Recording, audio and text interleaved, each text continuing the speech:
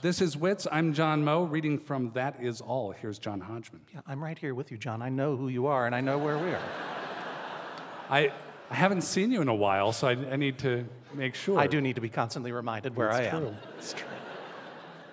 I'll do it again later. The reality is that while I was always a fan of distilled spirits, and even when I was writing my column on food and wine and cheese, which is a kind of food, for a national men's magazine, I never wrote about wine, and I always avoided it. It intimidated me. Wine is a subtle, complex creature that's freighted with so much long history and so many different styles that I, like most, presumed that it could only be enjoyed by rich jerks. But I was wrong. While indeed wine is a noble drink, it also could not be more humble. After all, it's the simplest thing in the world to make, requiring only grapes, yeast, human feet, and time, plus an enormous amount of pharmaceutical-grade pseudoephedrine and various beakers and Bunsen burners. Such is how the European peasantry made and enjoyed wine since 6000 BC. In quaint, thatched, mobile wine laboratories that still evade capture today. Of all the varieties of wine, red wine, white wine, box wine, and prison toilet wine, one kind of wine is red wine.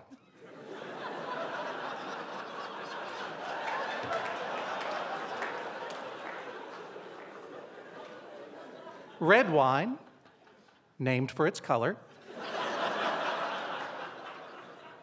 is known to have the most healthful tannins and antioxidants. This is why the baby boomers love to drink it.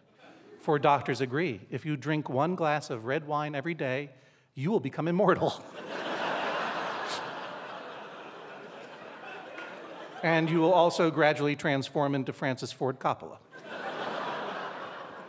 Red wine also offers the greatest depth of flavor, ranging from the bright berry, ozone, and burnt hair notes of a jammy Cabernet Beausoleil to the wines made from the luxuriously pungent Argentine Velociraptor grape with their blend of bitter chocolate and chewed-up aluminum foil and fried crickets. These wines have the viscosity of Marmite and spit. And connoisseurs know not to pour them into a glass, but to rub them on your bare chest like a poultice. Like most people, you probably believe that red wine may only be served with blood-colored meals, such as beefsteaks and heavy spaghettis with blood sauce. But it is not so.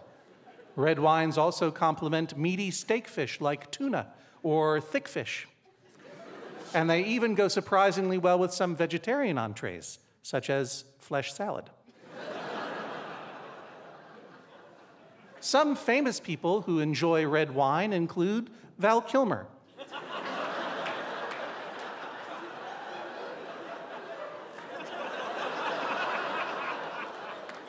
but what about white wine?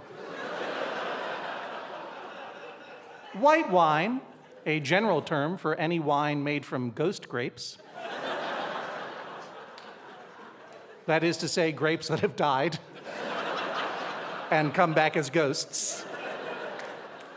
That is why white wine is always so cold. White wines are often aged in oak barrels, which not only makes the wine older, sometimes by years, but it also affects the flavor dramatically.